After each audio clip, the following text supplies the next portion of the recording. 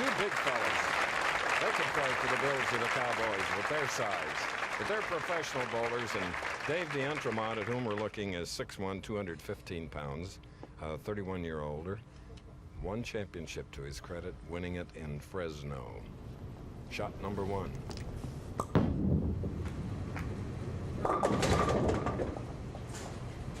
Not anyone. You're right, Chris. Lack of ball speed there. Tentative on the first shot. Ball drifts high. And this is a split we saw quite a bit last week. The 4-6-7. Best thing for David to do is take out the 4-7, forget about it, and go on with the match.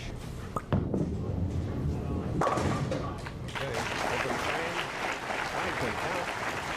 And six-time champion, five-time World Horseshoe pitching champion, Walter Ray Williams Jr. of Stockton. 6'2", 180 pounds, 33 years old. Come on, baby. Oh, yeah. Well, he's almost a paradox. He is so talented, yet he hasn't won in a while. You're right, Chris, and you look at this style, you wonder why he hasn't won. He has as good a natural ability, takes the ball outside a little bit, but watch him wrap it back underneath as he comes through, right over the second arrow, solid in the pocket. And as you said, Chris, hasn't won in the last 27 starts in the States. That's 1987, and look at that beautiful double right here at the Forum Bowl. Second in the Firestone, 1989, to the local hero, Del Ballard. And now here is D'Entremont after that open frame. Let's watch him come back.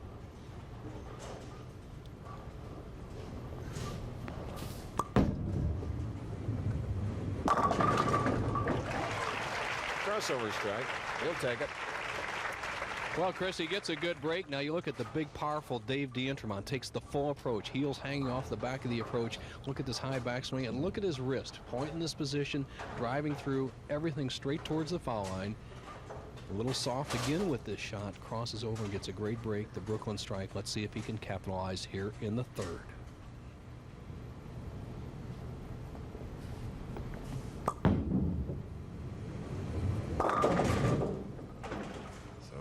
Faced with another split.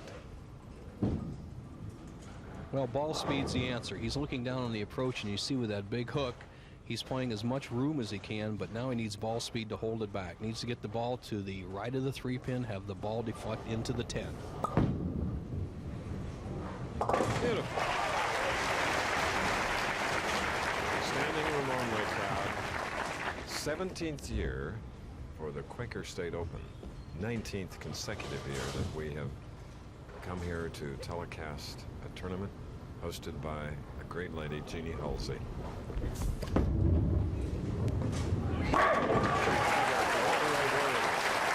a unique arrangement with a special friend which provides him certain incentives during tournaments. Well, I really like Chinese food. My girlfriend's not real crazy about it. So we made a deal that if I were to bowl 200 games or not miss a spare in a block, I get a Chinese food. So I've been eating a lot of Chinese food this year.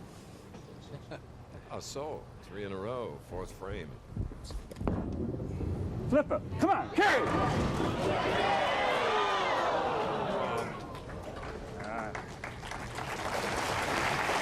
The intensity is there, Bo. You're right, Chris. He's very aggressive in this match. Watch the head pin. The ball's going to pack the head pin. It'll go to the left sideboard, and it'll scout, try to come back across, and just gets walked out by the 6 laying in the channel. Prevents him from getting a 4th consecutive strike. However, with a conversion, he would lead by 30 through 4 frames.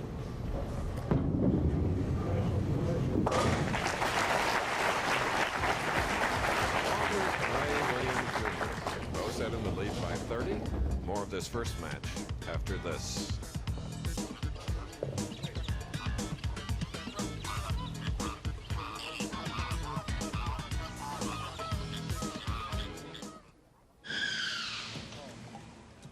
Hi.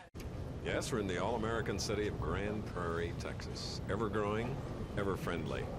Dave D'Entremont, footwork. Takes the full approach, 16 plus feet. Hanging off the edge, 5-step delivery, 6 foot 1 inches, and gets all of that lift on the ball. That's his second strike. Dave sponsors himself on tour, and he's having no trouble covering his financial obligations. Well, having just built a house last summer, I'm fortunate enough to be on 2 staffs, a ball staff and a grip staff. I have monthly salaries come in from both of those.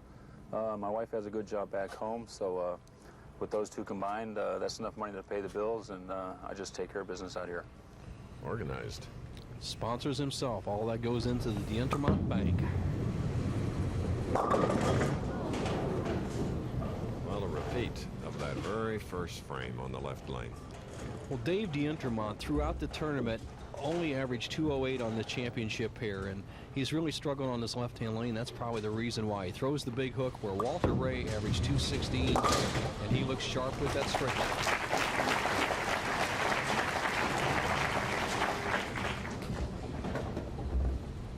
All right, Williams back up. Strung 3, then marked with a spare, left to 10 pin, but covered it now in the right lane.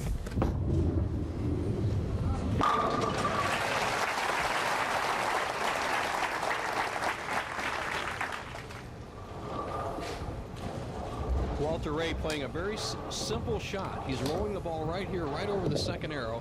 And what he does is play a shot very conventional, keeping the ball in play with a little extra speed this week, Chris. And I think maybe that's what he lacked in this streak of 27 championship rounds without a victory. Let's see if he keeps the speed up. Hold, hold! Well, nothing to prevent a full shot. That comments only stop a Come horse. on, damn it.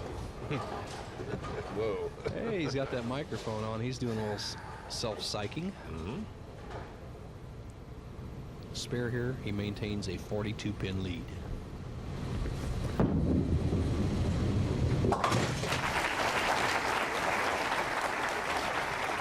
there, deep in the heart of Texas, D'Entremont is up again.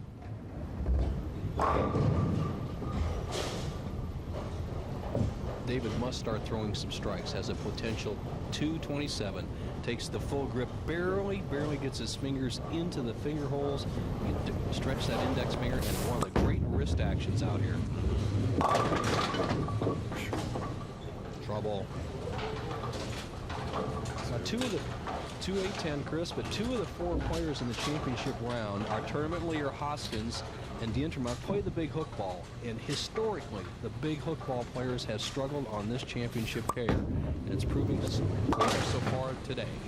As D'Entremont opens one more time. 3 opens here. His first at-that match, and Sylvia, David's wife, just as disappointed as her husband. Yet a wry smile. Sweet lady.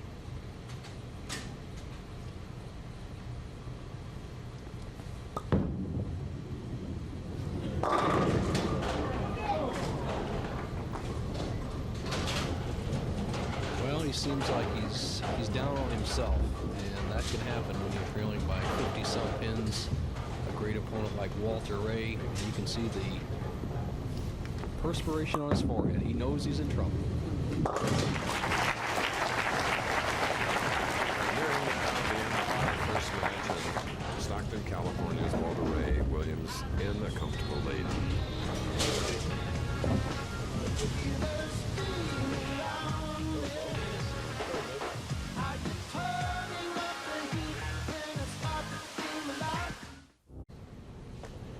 That's right, the skins game follows us right now.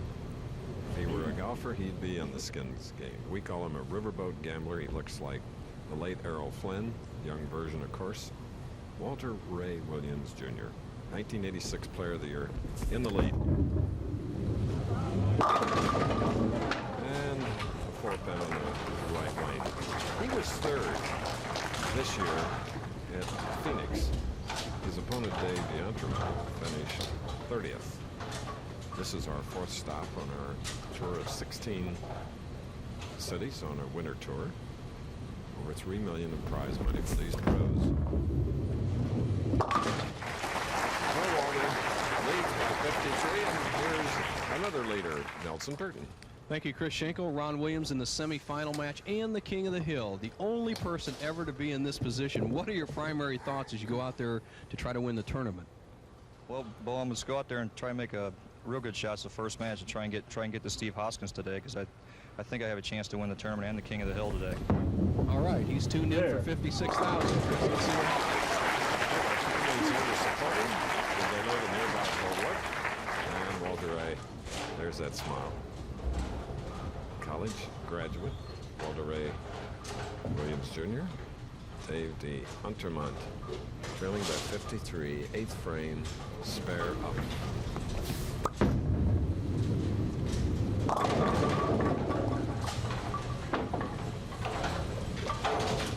David just can't get on track.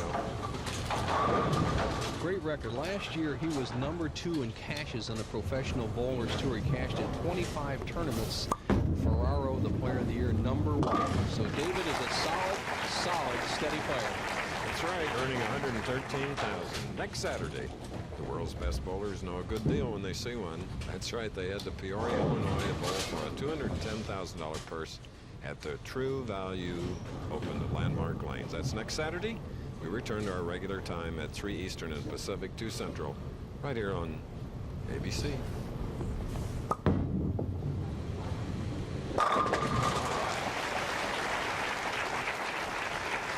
Nice but late.